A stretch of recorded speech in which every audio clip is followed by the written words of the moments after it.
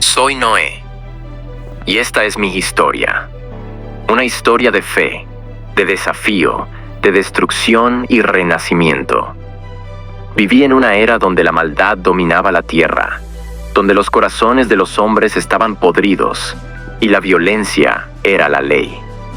Dios, el creador del cielo y la tierra, miró con dolor lo que el hombre había hecho. Había dado al ser humano la libertad, el aliento de vida, la capacidad de amar, y a cambio, el hombre eligió el caos, corrupción, idolatría, crueldad sin límites. La creación entera se había convertido en un campo de sombras. Pero en medio de esa oscuridad, yo hallé gracia ante los ojos de Dios. No porque fuera perfecto, sino porque aún escuchaba su voz. Y cuando habló, escuché. Una noche, en un susurro que estremeció mi alma, Dios me reveló su plan.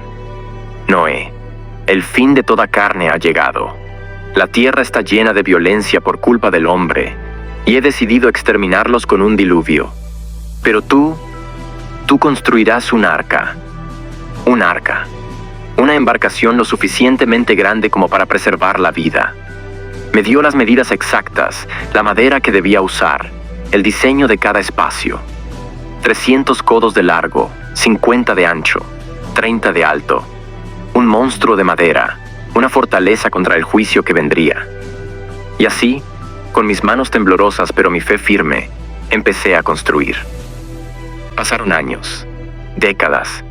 Cada día, con el sonido del martillo y el hacha, predicaba con mis acciones. Advertí a mi gente, grité en las plazas, les rogué que se volvieran a Dios, que se apartaran del mal. Y en respuesta, risas, burlas, me llamaron loco. Lluvia, diluvio, Noé, ¿has perdido la razón? El cielo siempre ha sido azul, las fuentes de la tierra nunca han inundado el mundo. Me insultaron, me escupieron, se mofaron de mi fe. Pero yo continué, no por mí, sino porque Dios lo había dicho. Y cuando Dios habla, su palabra no vuelve vacía. El día llegó, un día como cualquier otro, pero marcado por la eternidad. Dios me habló una última vez.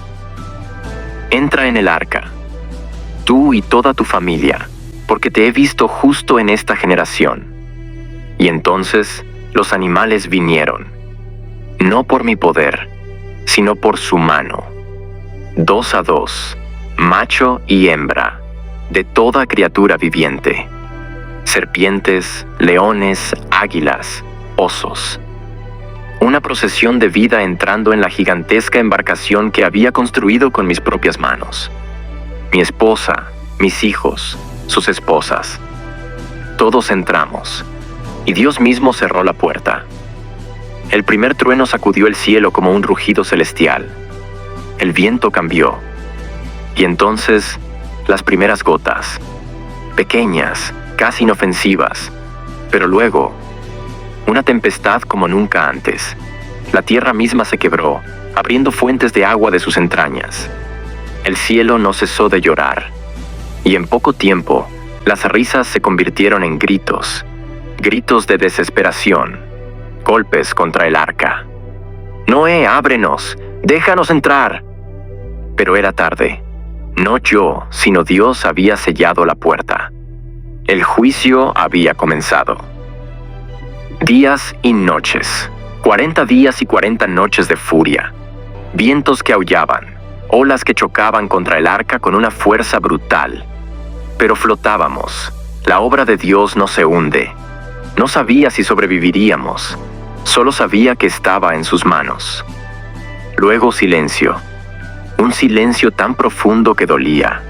Salimos a cubierta y vimos nada, un océano interminable. El mundo como lo conocimos ya no existía. Solo nosotros y el arca, un pequeño fragmento de vida en un mar infinito. Esperamos, pacientes, oramos. Y después de meses, la arca descansó sobre el monte Ararat. Solté un cuervo, pero no encontró dónde posarse. Luego, envié una paloma, y regresó con una hoja de olivo. esperanza, vida renaciendo. Cuando finalmente pisamos tierra firme, lo primero que hice fue levantar un altar. No por miedo, sino por gratitud. Dios nos había salvado, y Él, en su misericordia, nos hizo una promesa. Nunca más destruiría la tierra con un diluvio. Como señal, puso su arco en el cielo, un arco de colores, el primer arco iris, una señal de su pacto eterno con nosotros. Así terminó el viejo mundo, y así comenzó uno nuevo, un mundo nacido de las aguas, de la fe, de la promesa de un Dios que juzga con justicia, pero que ama con misericordia. Y aunque mi historia termine aquí, su mensaje sigue. Porque aún hoy, las aguas del juicio esperan a los que ignoran la voz de Dios. Y aún hoy, Él nos llama a entrar en su arca, no hecha de madera, sino de gracia. Los días que siguieron fueron de reconstrucción y asombro. Caminábamos sobre una tierra que, aunque era la misma, se sentía diferente. El aire olía a nuevo comienzo, pero en nuestros corazones aún pesaban los ecos de la destrucción. Mirábamos el horizonte y solo veíamos lo que quedaba de un mundo que había sido borrado.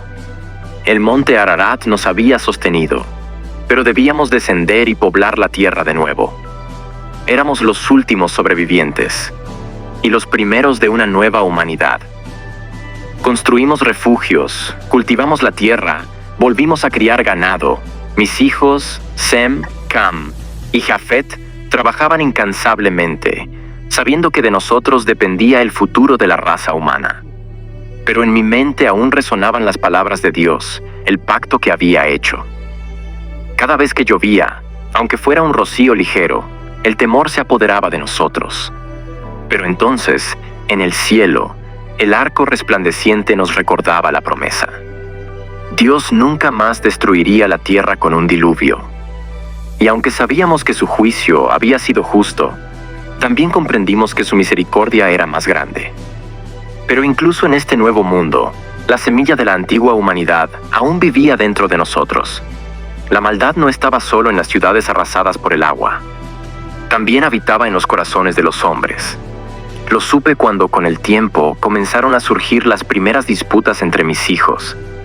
Lo supe cuando, una noche, bebí del fruto de la vid y me embriagué. Me dormí en mi tienda, sin saber que aquel error traería una maldición sobre mi propia descendencia. Cam, mi hijo, me vio en mi vergüenza y, en vez de cubrirme, se burló de mí.